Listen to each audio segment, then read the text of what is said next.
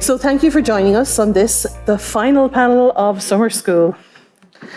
So throughout the week, we've heard how disabled people, and in particular women, girls, and gender minority people, have had their equal participation and inclusion in society held back by systemic marginalisation and structural barriers, which, as we have seen, have often led to lack of access to education, healthcare, including sexual and reproductive health, information, social welfare supports, public services and access to justice, as well as less participation in civic and political processes and decision-making.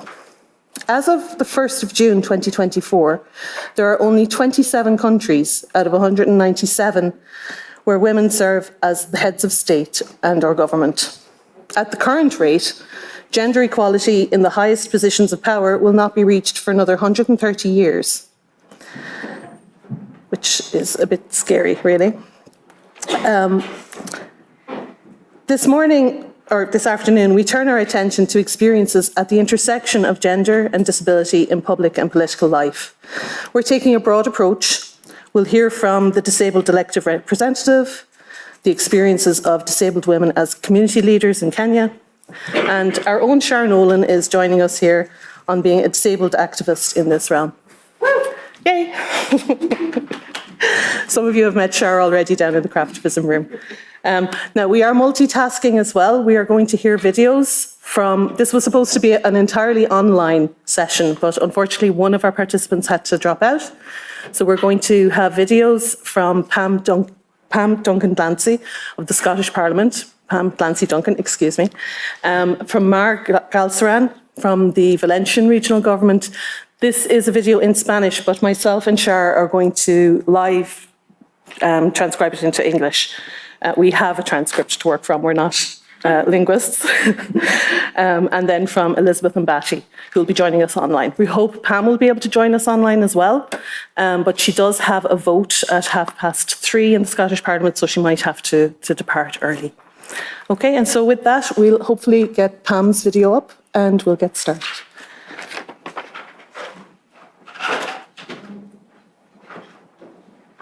Hi, my name is Pam Duncan Glancy and I'm a member of the Scottish Parliament for the Glasgow region. I'm sorry that I'm not there in person to join you today. As you'll be aware, there's a general election being called and so my diary has literally been thrown up in the air like a pack of cards and I've just had to see where it lands on an almost daily basis. Which actually brings me to the first point I'd like to make about being a disabled person and in fact a disabled woman in politics. I got into politics because I fundamentally want to change the lives of people across Scotland and because I want to improve the lives of disabled people and in particular disabled women. I make no apology about that, and one of the first things I realised when I put myself forward was that a lot of people considered that as a disabled person I would be a one-trick pony. Now, when men levied that suggestion at me, my usual answer was at least I have a trick. But also I began to realise that people think just because you're one thing in their eyes, so in fact it's very difficult for some people to hold two opinions of me as a woman and as a disabled person, let alone also believe that I am an elected representative and all that comes with that. So in the early stages of politics, I found it quite difficult to get a platform and to be taken quite seriously. Not just from within my party, it's something that happens across the political spectrum, and I know that because I've engaged with a lot of disabled women in politics and they've all had a similar experience. I was really lucky when I was at university, around about the year 2000 in Stirling Uni. There were some really great disabled women who approached me. One woman called Kelly approached me when I was in the cafe area of the university, and she said, "Hello there, the Student Representative Council is looking for someone to represent disabled people and disabled students, and you look like you fit the bill." To which I said immediately, "Well done, Kelly, good spot." But also I said, well, you know, I'm here to get my degree in psychology, and I hadn't really thought about representation. I had political views by then because of when I was at home, I was in a £2 an hour job. And by the time I got to university, the Labour Party had brought in the national minimum wage. And so I remember that making a massive difference to my life. So I'd already become quite political. but I hadn't participated in representative politics, as it were, other than to vote. And I hadn't thought about a career in it, certainly. So anyway, as Kelly had suggested, I said, look, I'll come along and I'll give it a shot and I'll see what I think of it. So I did. I went along to the first council meeting that I was invited to. And when I got there, I realised that they were discussing what happens in the union, so the student union, which at the time I had quite an interest in, I enjoyed a light lemonade, shall we say. And they were talking about remodelling the whole building and building different parts of it. And it was an interesting conversation. It was all about architecture and there were a lot of drawings and we all had to kind of comment. We got to one point where someone said, and there'll be a lift here and there'll be a key for disabled people to access it, and then they'll go through and I went, hang on a minute. Why is there a key for disabled people to access the lift? No one else has to be locked in or locked out. I found this quite strange. So at that point, I realised no one else in the room had thought about it. No one making the drawings or making the suggestions about the student union had made that consideration. That's when I realised that being in the room really, really mattered, and having a particular perspective as a disabled woman really, really mattered. And that's when I thought, okay, I think I could get into this representative politics stuff. And I was really lucky because, as I say, Kelly and many other people, including a woman called Melanie Ward, who's one of the fantastic candidates we've got at the general election in Fife, all were really supportive of me. And I worked with them to create the first ever elected disabled members post to the National Union of Students in Scotland, to which I then became elected and represented students across Scotland. And again, because I was representing disabled people, there was still this kind of pigeonhole where people thought she can only really do disabled stuff and she's only interested in what changes things for disabled people. To which I usually said, well, first of all, if you get it right for disabled people, there's a very high chance you're going to get it right for most other people as well, because actually a lot of what makes politics accessible and society accessible are the same things that would make things accessible for anyone. And the second thing I used to say was, I am unapologetic about representing disabled people, because until we have structures, and I mean everything from the high street to Parliament and everything in between, that represent disabled people, and in particular disabled women, we need people's voices to make that case. So if not me, then who? I was also really lucky that the now leader of the Scottish Labour Party, Anas Sarwar, was a member of the party at the time.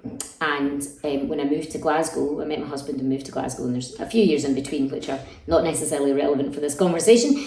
So I moved to Glasgow and met the Glasgow members of the Labour Party, including Anas Sarwar. And he was incredible. One of the things he was really, really keen to do was to give women, people from minoritised backgrounds and disabled people a platform in the party. He was an MP at the time, and whenever he got an opportunity to raise the profile of other people, he did. And he kind of took me under his wing and helped me break through all of the barriers. So he helped me get to the point where if I wanted to stand for something in the local party and they thought, she's all right, we've seen that she can do stuff, but we're not ready to risk it on a disabled person. We need to win this, or we need someone who can definitely do it. So you're really good, Pam, but not yet, was something I heard quite a lot. And he helped me transcend all of that. He supported me to stand for selection. He supported me to get positions of office in the party, to raise my profile. And ultimately, he supported me to get elected in 2021. And I think the lesson for that is that I did a lot of hard graft, as all women do when they're trying to get into politics. But actually, it's important that we have men who are able to recognise and understand the power that they have and to share it and offer platforms to other people. And that was one of the main reasons why I ended up where I am today. In the most unbelievable, incredible job I've ever done in my life. Nothing like anything I've ever done in my life. Before I was involved in politics, I've always been kind of involved for being a party member for 20 years, and I've been involved in all sorts of different campaigns. But in terms of the day job, I worked in the third sector on equality and human rights, and I worked in the NHS, which I loved, both of those jobs. And they're nothing like the job I'm in now. And so in terms of what are the barriers? So the barriers to get there in the first place for disabled people in Scotland, and for me, in some cases, you can't even get out of bed in the morning because social care isn't there to provide the support you need. You can't get out of your house because there are 10,000 people in Scotland waiting on a housing list as a disabled person. You can't use public transport because it's not all accessible yet. So if you can't do any of those things, then you really can't stand easily, or you can, but it's very difficult to be elected to elected office. Not least because the local party expect you, obviously, to turn up to stuff. And if you can't get out of bed in the morning, you can't turn up. So they're not going to put necessarily their faith in you. So all of those barriers in the first place, the barriers that affect disabled people across society, not just in terms of politics, but across society, impact on whether you get in and out of politics in the first place. So I was lucky. I fought with my mum and dad to get, I didn't fight with them, they fought with me for a social care package that allowed me to do those kind of things. I managed to get an accessible house, and I had an accessible van that I could get around in. So I was lucky, but it shouldn't take luck for someone to be able to get around and fulfil their aspirations and their dreams. Certainly shouldn't take the fact that you end up as one of 129 people in the country as a legislator. You shouldn't take that kind of perseverance to be able to just get a decent social care package or live in a house that's accessible. But that's the reality. And then, of course, once you get in and you get into politics, the pressure on politicians to be everything, to know everything, to understand everything, to be everywhere is quite relentless. And I don't think that's getting any better. I think as the public look into politics and have opinions of it, shall we say, that in some ways a lot of people are fed up of it. And so the expectations that you will be almost superhuman to an extent, especially women in politics, are difficult. And as a disabled person, that's hard because you're expected to be everywhere, do as much as you can. And when you say you can't do something and someone's like, well, why can't you do that? And it's like, well, this is one of 300 demands on my time. Now, I'm not pretending for a second that there aren't other jobs in society that do that. I know there are. I worked in the NHS. There are people who work in the NHS and the demands on their time are quite unbelievable. But it's a very public demand. It's a very publicly profiled demand so that people really, when you can't do it, people see and you get held to account. That's tricky. The other thing I found quite hard as a disabled woman is that I have a lot of carers, as I mentioned, and they had to change almost everything that they knew and understood about their job and about my job. So if you can imagine, one of the people who worked with me as a carer started with me in 2003 and I was a student. And then I got normal jobs and then I became a politician. And so she started joining me in lectures and she's now sitting in the parliamentary chamber with me. Those are very, very different circumstances to be in. And I put so much demand actually on their time because of the demands on my time. So it's like trying to manage, like my diary is like trying to manage Tetris. It's like trying to put all these different shapes in and all these different parts, if that makes any sense, to make sure that what I'm doing is doable for me, that what I'm doing is doable for the people around me who I'm relying on to help me do it. And then I've got my parliamentary team of staff who not only have to understand the politics of my role and the demands of being in the chamber, what that requires, writing speeches, questions, etc., turning up to local events, speaking to constituents, all of that. You also have to understand that I've got regular medical appointments every week that I can't miss, that I have to take a little bit of time to, like if I'm driving through from Glasgow to Edinburgh, because I live in Glasgow where I represent, and Parliament's in Edinburgh, I can't really just get there, do something for half an hour and then drive back, which some people do. They scoot about the country. I can't do that. I need a little bit more time in one space just to settle. It also takes me so much longer to do stuff. And so I rely very much on people understanding that, the people in my team and also the other members of my party. And they're great. I'm really lucky. They're so good. But there's no doubt about it, it does feel like additional pressure. And again, I'm not pretending that I'm the only person with that. Anybody with any dependents, for example, any parents who are politicians, must have a really, really, really difficult time as well, because they, I think you can probably hear my husband in the background cheering there, sorry about that. Not sure what's going on. But yeah, the demands on politicians' time are a lot. But on disabled people's time, as politicians, it's quite tricky too. And there aren't that many of us either. So we talk across party. I have friends in all the parties in the Scottish Parliament, particularly disabled women. who I talk to about it, and we say, this is tough, this is hard, what happened, how did you get on social media today? Because that's the other aspect of it. It's really, really difficult on social media. People are patronising, people do comment on how you look, people do call you the one-trick pony, people do say, oh, you're trying, but actually are you up to this job? And that's difficult. And I understand that as a party member, for example, whenever you put your candidate forward, you want your candidate to be the person who's going to win. So you don't want to take a risk. And it took me a long, long time to convince people that because I was disabled was not a risk. They can, judge me on my politics, judge me on my opinions, judge me on whether I'm a hard worker or not, but don't make an assumption about the fact that because I'm a disabled person, I'm a risk. And that was probably the biggest barrier, and I'm really, really pleased and grateful to Anas for helping me overcome that. In terms of what I would say, I started by saying my diary is thrown up in the air because of the general election. Literally, you're pulled in all sorts of directions during an election campaign, and I love it. Like that's, it's great fun, but it is a lot. And again, the demands on your time are such that you're constantly having to change things. So I often stay over in Edinburgh on a Wednesday night because we've got First Minister's questions on the Thursday, and usually late voting on a Wednesday, and there's events and such that you need to go to support your local community groups when they're in Parliament. So I usually stay over. This week, because of different events, I came home to Glasgow on Wednesday, and by Wednesday evening it was looking like I'd need to go back through to Edinburgh on Thursday, but wouldn't know until like 9 a.m. on the Thursday. So that has an impact on my PAs, because they're like, well, are we going out door knocking? So, should I be wearing trainers and jeans, or am I in Parliament clobber, as they call it? So all of this has an impact, and I'm just so grateful to having a lot of support around me for doing it. So the advice that I would give to anyone who's watching this, and anyone who's considering entering public office at all as a disabled woman, first of all, please do it. Get in touch if I can help.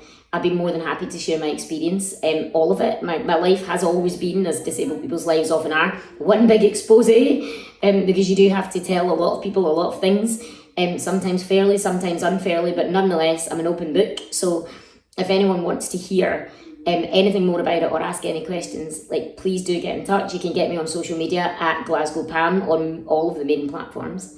But I say do it because we need more women and disabled women in politics. The second thing I'd say is teams matter. Build a team around you. Start with your family, because if your family aren't on board, it's just not going to be able to work, because you really do need them on board. Because you will put a lot of demand on them, as you will yourself, and you'll need them. You'll need them to be the people at home that says, it's all right, do I just watch telly tonight? And you are doing a good job, even if you're not, by the way. Sometimes you just need someone to tell you are to keep going. So make sure your family are on board, and make sure that the people around you within either your party or in your political campaign understand what you need. Tell them what your limits are. Be open and honest about that, and don't shy away from it, because the expectation on people in any kind of public office, but particularly in elected public office, is huge. And you have to draw the boundaries. You have to be really clear. So when I started, I remember saying, I'm really worried about the fact that I might have to attend hospital appointments all the time. And one of my best friends said to me, what would you tell me if I said that to you? You'd say, keep going to your hospital appointments. These things matter. But you need your team to help, because when I'm at those, sometimes my team's representing me in other places. Now, that's not always possible, but where it is, they do that, and they're great for it. So that's really important.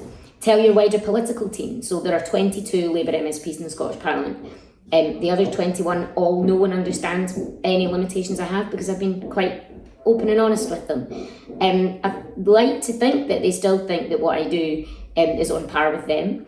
I consider myself to punch above my small weight, but again, it's important that they understand that, and they've been great. And there are times where I'll say, look, I just can't be in the chamber that day, could you speak on this? Or I'll be there, but it might take me longer to get there, or whatever, and they all get it. So that's important.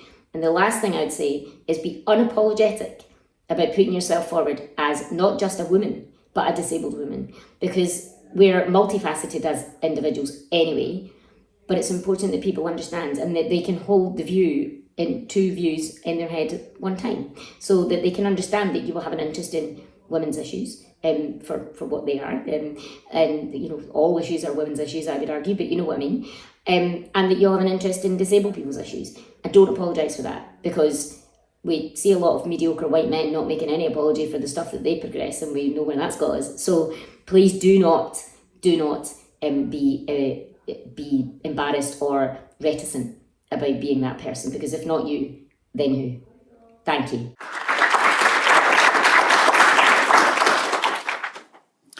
The unapologetic and fiery Pam Duncan Clancy there. I realise I didn't read out her bio at the start, so I'll just tell you quickly that Pam was elected as a Scottish Labour MSP representing the Glasgow region in 2021. She served as Scottish Labour's spokesperson for social justice and social security until 2023, when she was appointed Shadow Cabinet Secretary for Education. She's the first permanent wheelchair user to have been elected to the Scottish Parliament. Pam attended Stirling University, where she got a bachelor's degree in psychology and a master's in health psychology. And she later went to get a postgraduate diploma in citizenship and human rights from Glasgow Caledonian University. And we hope she'll be able to join us online for the Q&A. Okay, so we'll move on to our next video, but first I'll just introduce you to Maria del Mar Galceran Gadea. So Mar, as she is more usually known, is a member of the Corts Valencianas, excuse my Spanish, it's terrible, the legislature of the Valencian community, which is a regional parliament of Spain. She's been an elected member there since September 2023.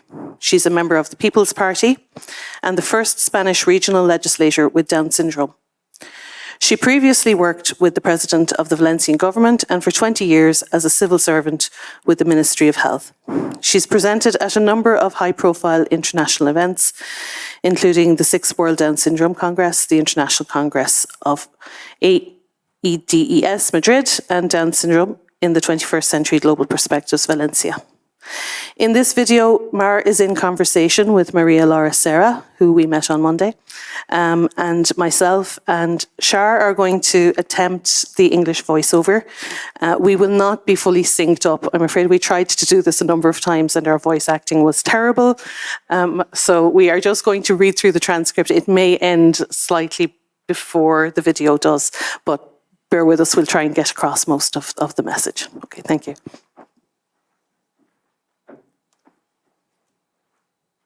And sorry, in this, Shar will be Maria Laura Serra, and I will be taking the part of Mar. Okay, hello? Is this, oh, yeah, excellent. Okay. Well, good morning, Mar. Thank you very much for agreeing to this interview type presentation. I am very glad that I get to interview you. I wanted to start with a little bit about your personal life before we start on your political life. You were an elected deputy in the Valencian Regional Parliament. Valencia is an autonomous region in Spain. I would like you to tell me a little bit about your day-to-day life, who you live with, and then to move on to your more political life. But before that, what about you as a person? What do you want to tell us? Well, I live with my parents, and although I live with them, I have a very autonomous and very independent life. I work with everything that is needed, but I also have my obligations. I usually help out at home. I also do sports. I am in an athletics club. I am in a regional dance group. Valencian folk dancing is a typical dance of Valencia. It's a regional dance in our city. I also practice Sevillanas because I love Andalusian folk dance. I do that with people from my neighborhood, which is similar to Avenida de Francia. We have been to Seville. I am also a member of a Christian and Moorish group in the city of Valencia. And there's also a sport that I don't do very often, a sport that I am not bad at, and that is skiing. Wow. The thing is that since it is so far away, so as not to lose practice, we go once a year to Seville. I share my leisure time. One thing that I like to do every year is to travel. I love to travel. I do many things. I don't ever stop. That is my day-to-day life. And now for work. I imagine that you have to travel a lot, and who do you do that with? Well, as you know, I am a deputy of the Valencian Regional Parliament in Spain, basically in the city of Valencia. And the work of a deputy is not easy. It is difficult. It is complicated. There are many things, but I have a team behind me, a team of people who help me. If I need something, they come together and they work on it. And it makes it a little easier for me. In addition, it is a job that I want to do well, because a series of things are asked of me, and you have to be up to the task that you've been given. And apart from that, I also got into politics for two things. On one hand is that I collaborate with my party so that the programme we have for government is fulfilled. And on the other hand, I want to contribute to change the attitude that society has towards people with disabilities. Because society does not realise that people with disabilities also have abilities. We want to enjoy life and be happy. People with disabilities are always questioned by society because they do not know us. They do not know what we do or can do. And deep down, I understand them because they do not know us. For example, they have to give us a chance before forming an opinion about us. We have taken a big step forwards in society, but the job is not only for people with disabilities to do. It is a job for the whole society. They have to get closer to us. It is a job that has to be done together. You say you've had to change the attitude of society, but how has that been? Is it true that before you became a congresswoman, you were already working in your party from a very young age? How was that? All the work that you did to change attitudes, perhaps even within your party, was that difficult for you? Or were they open to have you as a woman with disabilities? Did you have to change your attitude or change your opinions? How was that process? Let's see. I'm going to start from the beginning, if you don't mind. Yes, of course. I have been working in public administration for 26 years. I started working very young, at 19 years old. But when I started working, it was not the job I had studied for. I did my basic general education, EBG. Then I did professional training, but my job was very different from what I had studied. In the first year, I was lucky. I got an opportunity to work in public administration. Then I worked in the office of the Presidency of the Valencian Generalitat, an institution of the region's public administration. So I started working in the Presidency of the Valencian Generalitat as an usher. From there, I began to know the various positions of the Generalitat Valenciana. I went to all the events that the Popular Party organised, until the time came when I met the man who is now the president of the Popular Party and the president of the Generalitat Valencian. He is Carlos Mazón. And since I was also president of Asendown, an association of people with Down syndrome, for 4 years, and my mother had been president too before me, she had always talked to me about the importance of the laws that contributed to improving the quality of life of people with disabilities. And that made me become a little more interested in politics. Time passed, that's when I met Carlos Mazón, and he became interested in me. I met him at the various events that I attended in the party, and he gave me the opportunity to be secretary of a group of people with different disabilities within the PPP Autonomous Executive Committee in the Valencian community. Later, he gave me the opportunity to be entered as a candidate on the party list for the regional parliament elections in May last year. I came in the top 20, and from there, I got the opportunity to become an elected deputy. I am now a member of the Autonomous City Council. I thank the people with whom I crossed paths for all the opportunities that came my way. But getting here has not been easy. It has been a real journey in the background.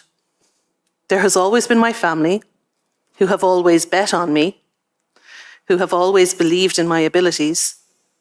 and they have always thought that I was going to achieve many things.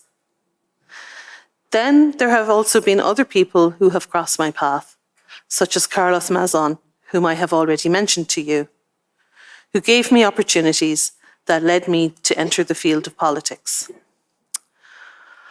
Of course, well, I have to say, while it might seem that I spontaneously have become a deputy, it has been a long journey in the background, a very slow journey. But here I am. Well, and at the right time, the chance has arrived. Yes, it has been a long process, which I also think, from what you tell me, has awakened your vocation. Although I think you might already have had that vocation, seeing as you were the president of the As and Down Association. Yes, but taking into account that it is a position of great responsibility and that I have to do my job well, because now I have been here 4 years, and I hope to be able to continue to 8 years. But it doesn't depend on me. It depends on my job well done, and that the Valencian people see it, because the job of deputies is to serve the Valencians, to understand their problems and to understand how we can help them. Sure. And when you got to the Parliament for the first time, what was the first thing you felt? What was the first thing you thought? Well, I felt happy. I felt very proud. I felt that I had been given a great opportunity and that I was not going to miss it. And as I have already told you, in the case of my responsibility, which I assumed on September 14th last year, 2023, I embraced my responsibilities. I take them on with energy and desire, and I keep learning, which is what I am doing. I keep learning from everything. And you told me that you had a team that works with you. Yes. How many people are there? How do they help you? How does it work? Let's see. The Popular Party is made up of 40 deputies between Castellón, Valencia and Alicante. But we govern together with Vox. But this team is made up of workers from the Popular Party who really do understand me. Thus, they make it easier for me. And how do they make that easier for you? Well, I have a person who works with me who helps me understand some more difficult terms, because I have some terms I don't understand well. They help me with the subject, but above all, I do my work because I love it. Sure. And is there something you want to give as an example of something that has happened to you, that has helped you? And an example, I imagine there must be, of some barriers that you have found in your day-to-day work, whether it was your office, in the courts, acting as a deputy. What is a good example and a bad example? Let's see. The barriers are not inside the courts. They are outside, in society. I'm talking about mental barriers because they don't know you. They don't know how you are. They don't know what work you are going to do. And they have an opinion of me. And in this case, they are negative. They think I'm not up to this level of responsibility because the first thing they see is my face. They see Down syndrome. But they don't go beyond that because, as I said, they don't know me. And before someone has an opinion about me, they should get to know me first. And that has happened to you? You say with society, but how does that make you feel? And how has the media treated you? Throughout the media, there are opinions. There are people who think that I'm up to that specific position, that I am an economic deputy. They think that I'm going to do it right. And then there are people who don't know me. They judge me. And because of my face, when they realize I have Down syndrome, they say that I can't have a position with so much responsibility, that I shouldn't be there. There are two sides. There are two opinions. And my job is to prove them wrong, to dismantle that negative opinion with a well-done job. Yes, I understand you. But is that something that within the party and within your daily work in the Parliament, and has it happened to you? No, not in the Parliament, because people already know me. They know how I am. They have followed all my telestudios, and they know who I am. And I know you have presented some initiatives. How was that process? Beyond your colleagues and deputies, you told me that you had a team. Do they help you when you present initiatives in Parliament? How is that work process in particular? Well, let me tell you. In the Parliament, we work with the deputies. We debate and we develop laws within the commissions that exist. And there are commissions that are mine, such as the Regulations Commission, the Commission of Human Rights, and the Commission of Disabilities. I'm the Vice President of that commission. Then there are other initiatives such as education, health, and equality. Then there are my panels. Panels mean law propositions. They are the initiatives that I present. And there are some of them that have already been approved. They go directly to the Commission of Disabilities. But I only sit on my commissions. I participate in other commissions, even if they are not mine. I'm interested because I like to learn from all of the commissions. I stay with the essentials of those commissions because then, after debating and developing laws, that leads to the chamber of the Valencian Parliament, where they're then approved or not approved. That is the fundamental work that we do as deputies. But also, as we represent the Valencians, there are other institutions that organise the work of the Valencian Generalitat that we have to assist with. That means that I am not still at any time. I work inside and outside the Parliament. Of course. And how is your day-to-day now that you are a deputy? What time do you get up? What time do you go to your office? And do you have people who work with you? Well, I get up at 7 in the morning. When there is a plenary session, there is a fixed schedule that's followed for the plenary sessions, from the day it starts to when it ends the next day. The day the plenary session starts, there are a series of debates, a series of issues that must be voted for the next day. And that's why we do it all within the plenary session. And that is, you must get some rest because it takes up the whole day. But if you have to draw up the laws, you do not want to fail anyone, of course. I have not received any commission from any of the plenaries that there are. If there are no plenaries, there are commissions. I try to go to all of them, to mine and to those that are not mine. You can attend chambers from 9 in the morning and not leave until 7 in the evening. There have been days that have been like that. Of course. And in the debates? But no, people who say that deputies don't work are liars. I invite you to have a visit so that you know whether we work or we don't work, because that is a lie that is told about the deputies, and it is not true.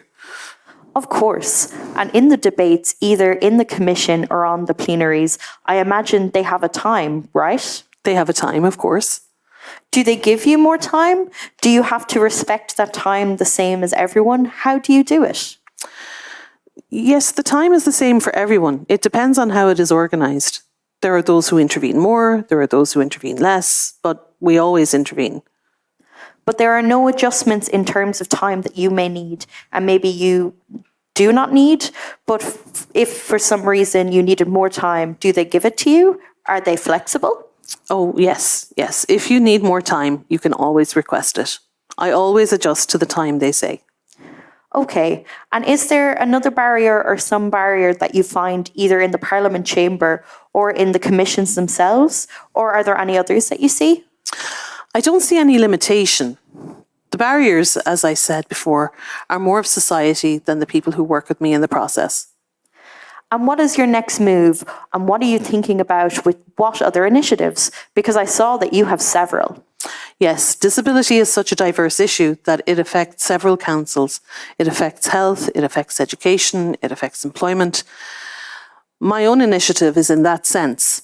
Then, as the modification of Article 49 was also approved, so that the word handicapped was replaced by the term person with disability.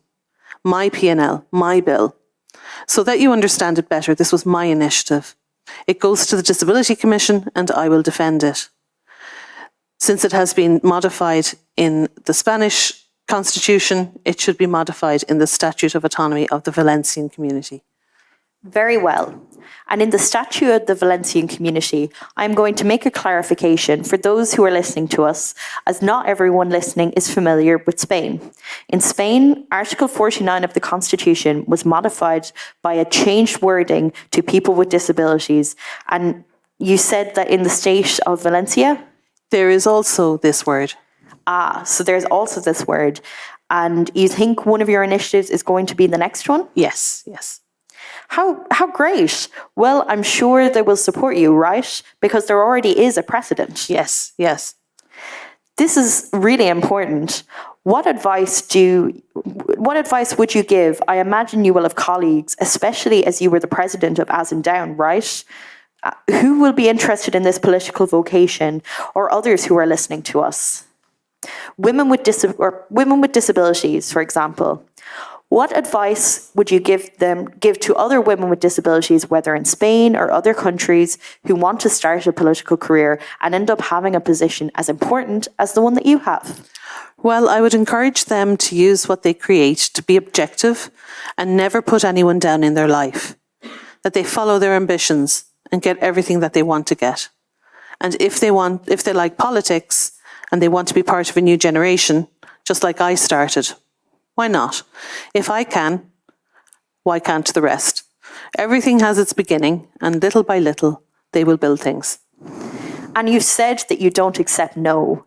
I'm very interested in that. Have you had many no's during your political development? During my political development, no. Because I found a person, as I have already told you, who has given me many opportunities in my life, and they have never said no. They have always told me to keep going. Tell us more. That is the message I give to women and men who have some kind of disability. Keep going. Yes, and the external factors are also important, right? The support you have.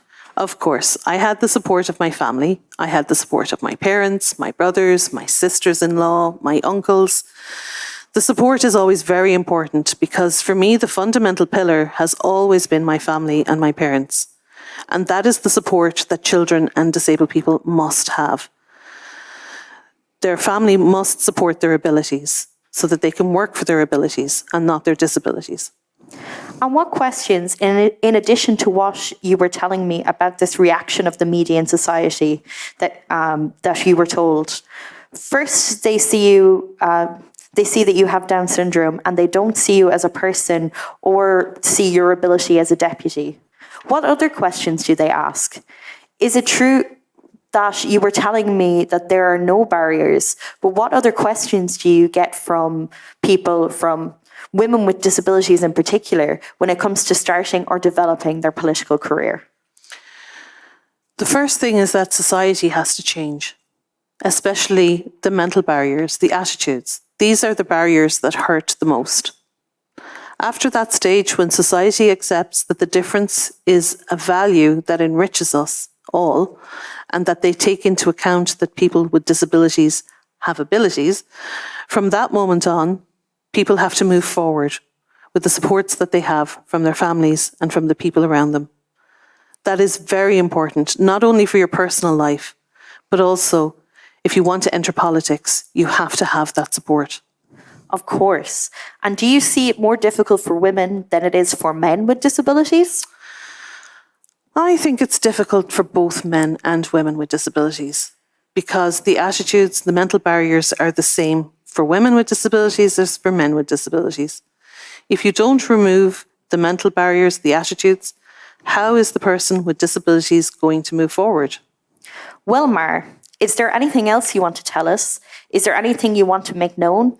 As I was saying, and to the rest of the women with disabilities who want to start their political careers?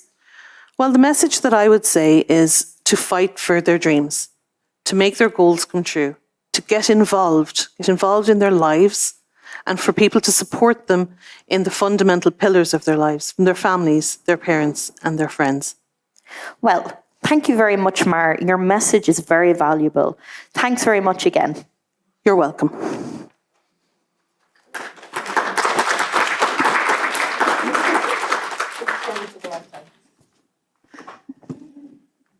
Thank you for bearing with us through that. I think my voice is going to crack at some point. We're fantastic actors, as you can tell. Okay. I think there's a lot of commonalities there between Pam and between Mar's experiences and the things that they have needed in order to be able to participate as public representatives. We'll come back to that in the Q&A.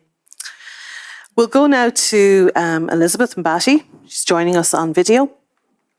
Elizabeth is a disability rights activist based in Nairobi, in Kenya. She is a member of the Kenya Network of Women and Girls with Disabilities. Her advocacy for disability rights began in the year 2009.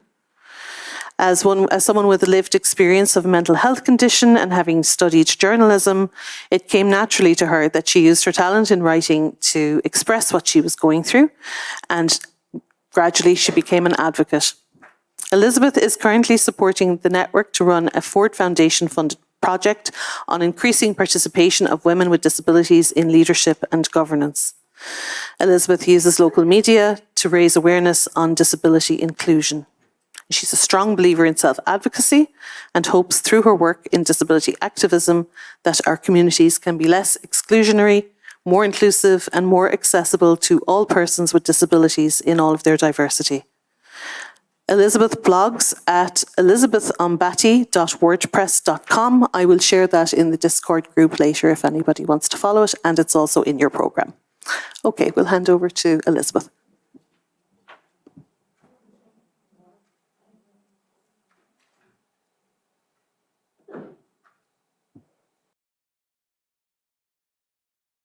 Greetings, everyone. My name is Elizabeth Ombati from the Kenya Network of Women and Girls with Disabilities.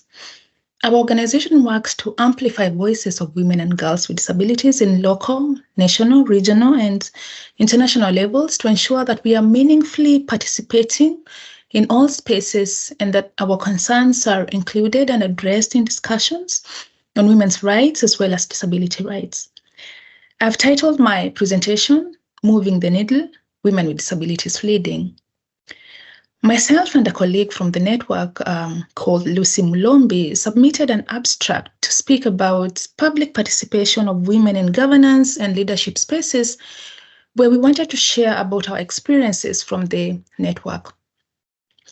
Unfortunately, Lucy, who I hoped would attend the summer school physically, could not, hence, I had to make this presentation virtually. I thought to also indicate that I'm making this recording from the US, where I've been engaged in a 6-week-long fellowship on inclusive civic engagement. I believe it's useful to mention this because accessing global spaces to talk about our experiences counts when we are talking about participation in governance and leadership spaces. I'll give a little background. I identify as a woman with a psychosocial disability. Oftentimes, I like to expound further that for us who experience mental distress, either over long periods or short periods of time, we have a space within the disability movement. It has been extremely useful to advocate from within the cross-disability space because we acknowledge again that there's so many intersections even within the disability movement itself, which are often useful to mention and acknowledge. Allow me to also acknowledge Bhagavi Davar, who was recently passed on, who played such a big role in our work as leaders within the movement of people with psychosocial disabilities. May her soul rest in peace. So as I said earlier, I have titled my presentation, Moving the Needle, Women with Disabilities Leading. And I think this is also to acknowledge the role that women with disabilities are playing to have our voices heard, right from the smallest spaces at family level to the highest spaces where we talk about our experiences as women and feminists with disabilities in such global spaces as this at the summer school. So I will not really delve deeper into statistics because I believe many of us in the room do not dispute the fact that women are underrepresented within decision-making spaces. This is true for Kenya, where I come from. It's also really important to underscore the fact that decision-making systems include decision-making taking place not only just in the political arena, but public arena, economic arena, and private spheres as well. And definitely, as we all know, that the multiple arenas of decision-making really shape and interact with each other in different ways. And I'll give an example of my journey. So had it not been for me accessing a peer support group, really to navigate my own mental distress, I may not have developed the self-confidence and inner strength that I needed back then to even retain a job. And it's through this self-belief I built over the years that I increased within myself that eventually saw me join our network of women with disabilities and be part of the leadership team. And this offers me confidence and opportunity to access different global spaces as a woman with a psychosocial disability. My story is the story of many women with disabilities. However, not many women with disabilities have had opportunities to access relevant opportunities because of so many barriers they must navigate in different spheres. And one of the issues facing women with disabilities is that many times there are not many opportunities to develop identity as a leader, to develop the skills needed to lead. I feel that there are so many internalized barriers that women with disabilities face that affect how they come into public spaces. And I speak also from my own experience that there were so many internalized things, and it could be because of the impairment. So we also acknowledge that there are many barriers, in our spaces. And because of these barriers, some things we internalize. And these affect how we come into public spaces. And I feel that this is what's really important to talk about spaces that support us to develop our identity as leaders, even as we talk about accessing leadership and governance spaces, even as we talk about our underrepresentation, within decision-making spaces. This has to be really thought about really, really carefully, just considering all the lived experiences of women with diverse disabilities when they really wish to exercise leadership within different spaces.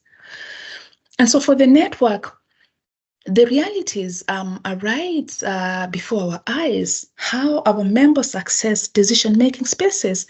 So for example, it could be wanting to try for an elective position, and people thinking, no, you cannot lead us because you're a wheelchair user. These are experiences that have been shared by our members who wish to engage, in different spaces around decision-making and leadership and governance.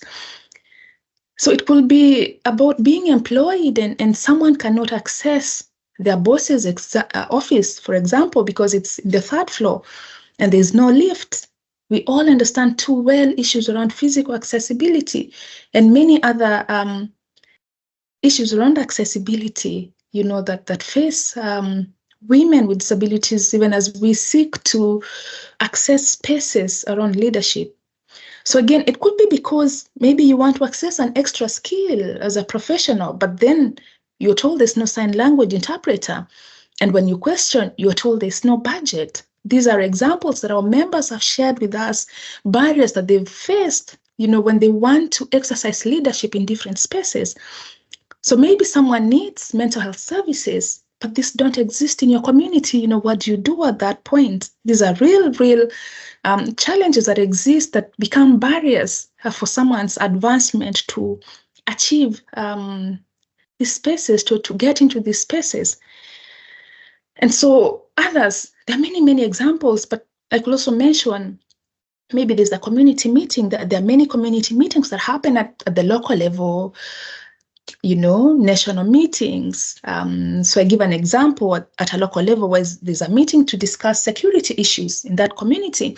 And as you will guess it, there's no representation from women with disabilities. So there's missed that perspective that what are the unique security challenges that women with disabilities will wish addressed. And so we ask, the network level, that what does leadership look like in such situations? So even broadly, as we talk about accessing leadership and decision-making spaces, what do all these, situations mean for us? So definitely we look at top-level spaces. And for us, it's also really important to consider the space of women with disabilities in their everyday life, in their home, in their church, in their community leadership spaces. So it was really amazing that we received a grant from the Ford Foundation to address these issues around leadership and governance for our members who are women with disabilities in 4 counties in Kenya. So these are 40 women with diverse disabilities, different age groups and different geographies, and different experiences who are engaged in this project, and that we thought and we envisioned it as a part of a process where we strengthen leadership of women with disabilities to be able to access decision-making spaces, to access leadership, and spaces within governance. And so what happened initially is that because the women know the issues in their communities, so initially they wrote concept notes that detailed how they wish to engage in their communities.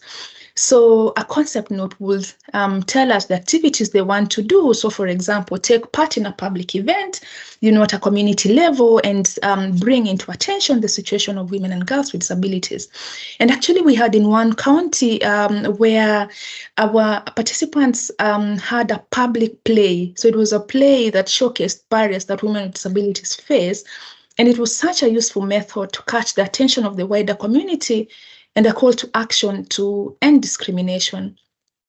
So in other counties, women drew up memorandum of understanding, detailing how they wish to work with county governments. Yeah, it also entailed meeting different leaders at the community level to reiterate that they were being left behind when it came to decision-making on matters that concerned them at community level. In one county, after such an engagement, one of the women with disabilities was able to join the community leadership group that oversees matters of security at the community level. And in another county, a member was selected to join a local climate change committee. And also in another, a member was selected to be in a donor-funded program working on matters of climate justice. And also to recognize that we've also embraced national media, where we also write opinion pieces about the need to really strengthen the space for women with disabilities within leadership, that we don't leave women with disabilities behind. And just my final reflections really on leadership when we consider these different situations that faces women with disabilities. And we have the temptation to ask that how many are in this space, how many governors are women, or how many are women with disabilities. But I would like to offer that even as we've grown into this Ford Foundation grant, as we've started looking at this issue around leadership and access to decision-making spaces with more focus, then we start looking at leadership in multiple ways. So we start looking at leadership not just as the position of authority, but also as an activity. Leadership as something that is really available to everyone, and that we all have the opportunity to see such moments of leadership and be able to lead. And I really just want to indicate that, because it's part of what I've also been able to get while in my fellowship, these different ways that we look at leadership and being in spaces where then I've been able to, leadership has been introduced to me in a rather profound way, and then for women with disabilities, then we start to ask ourselves, how are programs that we are funding, how are they involving women with disabilities in spaces that develop us as leaders? Because remember, we're also looking at the issue of we are lacking spaces where women with disabilities start to see that identity as a leader, which then also affects how they access different spaces. And I've questioned this before. We've been invited to meetings, where a meeting says we are not going to cater for assistants or aides. There's no budget for reasonable accommodation. We've been invited to meetings where the venue is inaccessible. Our members have been in spaces where they've been told to pay for their own sign language interpreters. And when we talk about accessing decision-making spaces in the existence of such barriers, then it becomes really difficult to even talk about the number of women with disabilities accessing authority spaces, And so the thinking that how much is going to happen before we access these spaces, what interrogation is going to happen as concerns women with disabilities, to prepare us to be in these spaces, because unless we address the before, it becomes very difficult to even talk about numbers of women with disabilities within decision-making spaces, within governance, within leadership. And so what we are really seeing from the Ford Foundation grant is that let us put money on women with disabilities. Let us invest in their leadership capabilities. Let us invest in projects that awaken in us possibilities, to know that in our everyday life, in a private or public space, we can always have our voices heard. Like, let us disrupt, and actually we call ourselves disability disruptors at the network. We say, let us disrupt discrimination, whereas the statistics are really important.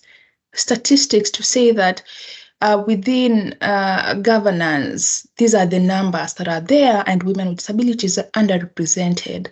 Within these spaces, in terms of accessing healthcare, these are the statistics, and there's underrepresentation when it comes to how we access health services, for example, within inclusive education.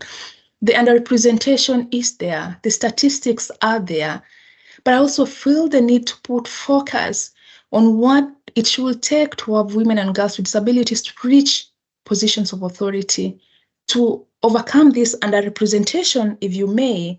What will it take to have women with disabilities being members of parliament, for example, being community leaders, and occupying such spaces of authority?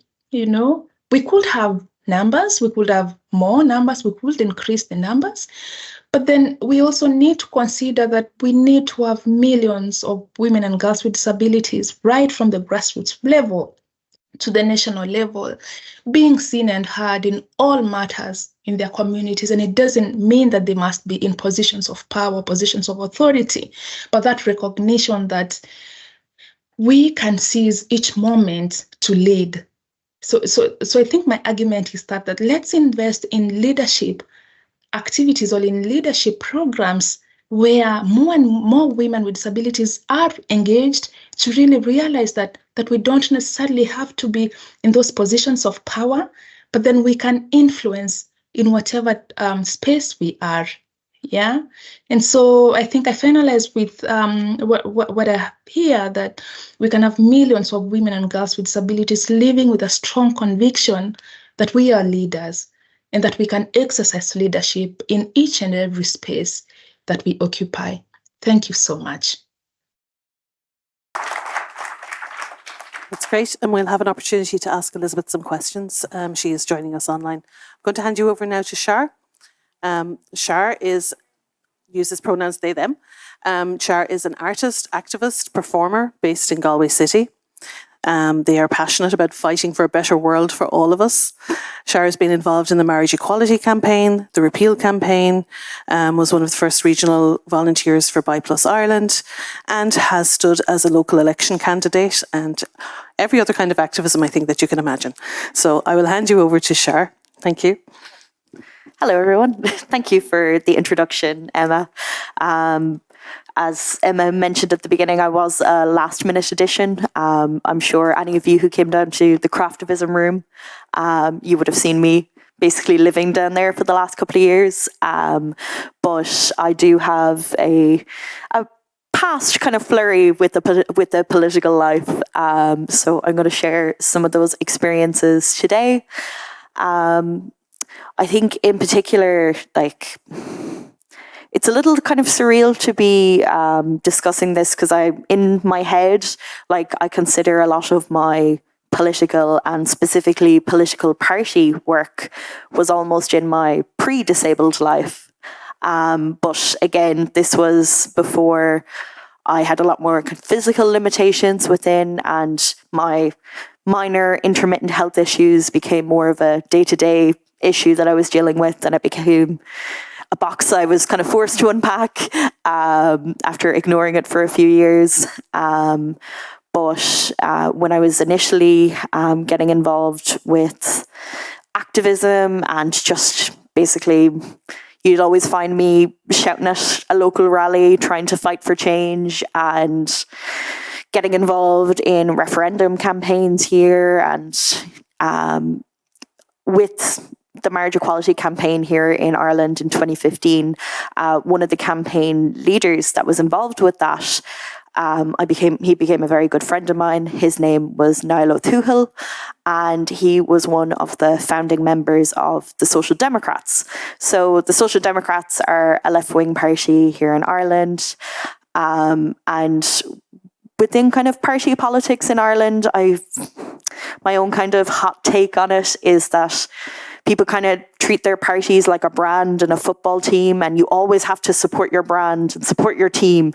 And it always has to be your guy that's saying this, which is a little bit kind of arbitrary when you're trying to fight for like progress and change for everybody. So it's a little bit of a reason why I stepped away from political party life, because that can be a lot. It can be very draining.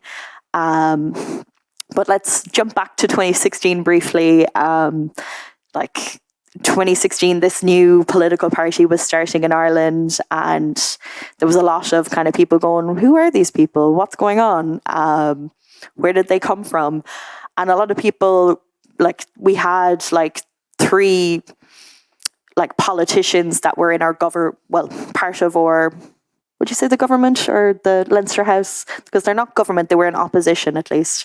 So we had 3 elected representatives and just about 50 people in a room who were just really excited to work for something new. And I think from the fact that I was there from day one, and it was basically, we need people who were involved in, who are interested in, yes, building the name for this new political movement, but also to build the internal structure of a political party. And that's what got me really excited, because I'm a big nerd. So I sat on the first ever national executive of the Social Democrats.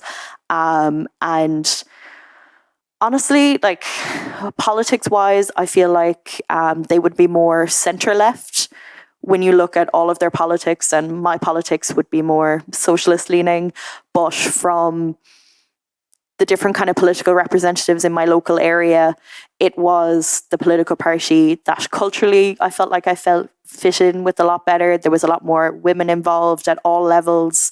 There was a lot more people with disabilities, ethnic minorities, gender minorities, who were being represented at every level in the party, kind of not just candidates alone and then a load of old men making all the decisions behind closed doors, which unfortunately is still most political parties, even on the left here in Ireland. So being able to kind of be seen as this equal contributor and being able to use my lived experience through like being a young person, being LGBT, being like coming from a working class background, and having some health issues at the time, when I was like, oh yeah, we'll just put that in a box over there. And in particular, one of the areas where I initially worked was in candidate selection. And like, I think initially I may have been given the position on the candidate selection team in a little bit of a tokenistic way, where they were like, we definitely need at least one young person in the room to tell the old men how to check out people's social media before you select them to run for your party. But kind of after that first meeting, they realized that, they've actually underestimated the insights that I could bring, and just having that cross-generational work with candidate selection and candidate identification. And one of the biggest things I learned is that basically anyone who isn't your average middle-class cisgender white man will only get involved with politics if they are asked. And and it seems like such a silly thing to be overlooked, but even like, it was just going, there's these amazing people who would make amazing public representatives. They have like such great insights on different communities, and they want to put in the work, but nobody was asking them. And it was kind of something that was like really exciting to kind of travel all across Ireland and meet all of these like amazing activists and community leaders, and try and kind of pitch them this yeah, we're like a bunch of new lefties, and we're the purple team. Do you want to join the purple team? And I think because we kind of developed in a post-marriage equality Ireland, where there was this huge youth activation of young people being involved with change, and also in change on how it intersects with the political system, there was a lot of people who were like suddenly like, hey, I'm actually really interested in this, because I just got to see how we changed our constitution by voting one day. And that left such an impact. It was like, can we also do this on a local level, on a national level? So I was working away in the party for 3 years, and summer of 2018, I think I got approached by someone in the party, and they were like, hey, you're doing a really great job with all this candidate selection, but what about if you ran? And I was like, what? No. I was like, I am like a pink-haired, rainbow-wearing, like person without a filter. Like, you do not want me representing you.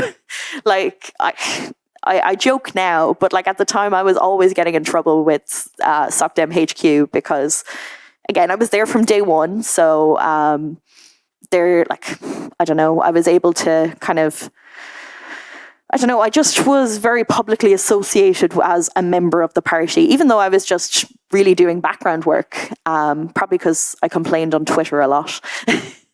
And I was like, and I would get into arguments and I would publicly have different views than the party, because I'd always be like, look, I'm an activist first and I'm a party member second. And if you don't want me, you can kick me out. That's fine. Or I'll leave. And if you try and make me not say that, I will leave.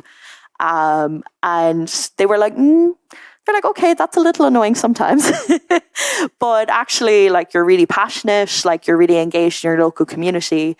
And in particular, like, you actually have the energy and focus on building on a council level, because kind of an Irish politics pet peeve I have is how people view like the different kind of election opportunities as kind of stepping stones, that like councillor is like the bottom rung. And if you want to progress your career, then you maybe run to be a senator. And if you want to be seen as progressing your career, you want to maybe then run to be a TD to represent like a much bigger area.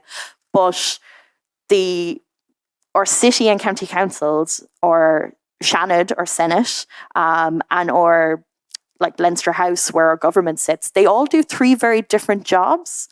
And I just had such gripes with people jumping forward and back. And I totally understand, like, sometimes if you are a political representative, there is overlapping experience, but there is definitely an aspect of kind of leapfrogging. So they were like, no, you care really deeply about local politics. We think you'd be a great person to go. So I go to the selection committee and I get selected, and I was very surprised. Apparently the only surprised person in the room. Well, actually, there was one other person. There was a man who ran against me. It was me and him were the surprised people in the room when I was the one selected over him. So I had about a 9-month run, like, again, new party. We were the first time running in a local election. So it was kind of like all new. And my campaign manager at the time was this amazing disabled woman.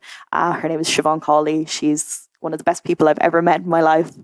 And like from day one, like some of the main reasons I was running to get involved with City Council is because of the terrible accessibility issues that Galway City is infamous for.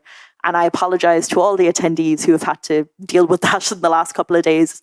Our footpaths are sideways and unmaintained, and our pedestrian crossings don't have enough time, and our public spaces have so little seating because antisocial behaviour.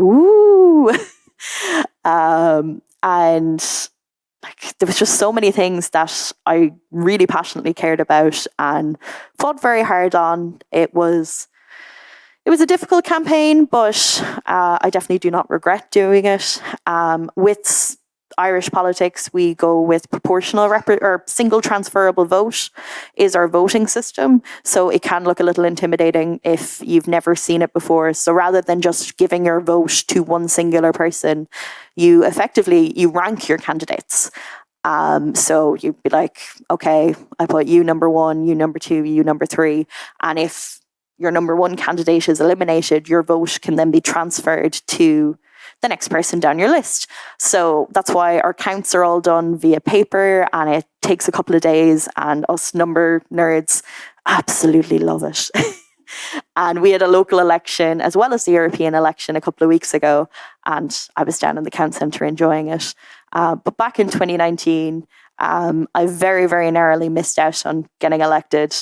It essentially came down to a 1 vote difference between transfers on the person before me that got eliminated.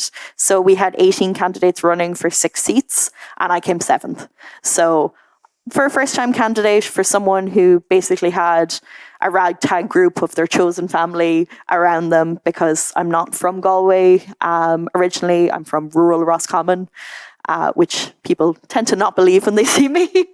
But, you know, up the cows and the farms and the bog. And it was this, it was just this constant underestimation, because I would come in, I polished myself up a little bit. I bought a few blazers and a few nice blouses and things, and left the band t-shirts and the kind of pride flags at home sometimes, and kind of had a lot of fun nearly taking advantage of the fact that I was underestimated, because we'd be going on radio debates, and I'd go in my lovely colourful outfit and my hair newly done, and they'd be like, oh, look at the little girl in there. Isn't she so coloured? It's nice to have a bit of colour in the campaign. And then it would come around to the hustings where I'd come to speak, and I would be pointing out how the local councillors' policies completely goes against what their party is doing nationally, and why are they lying to the electorate like this? And they just didn't know what to do with me. So it was a lot of fun. There was kind of this expectation that I would run again in 2024, but with kind of the escalation of some of my health issues, and I have a lot more fatigue and brain fog and mobility issues and all that, I made the decision to not put myself forward. And I even, in the last couple of weeks of the campaign, I did get involved with the woman who was running in the in the position that I was 5 years ago. And first off, she's an amazing woman, and she did get elected. So go on, Councillor Evelyn Shoiga. I believe she's a University of Galway alum as well. And I went out canvassing with her twice, and actually it was so physically draining. It kind of really proved to me that I had made the right point for myself, at least at this time. But instead of going out to knock on doors, which was my favorite way to canvass, I instead kind of leaned into my drag persona. So I am also a drag king. My performer name is Victor Complex.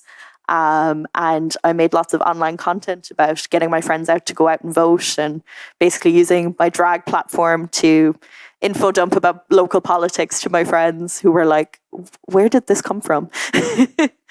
But it was still kind of a new way to leave that kind of political impact and still work within my own kind of new framework. And yeah, it was really great. And I think I am out of time now because I'm a chronic rambler. So I will leave it off there. And if you have any questions, I will be here for it. So thank you very much.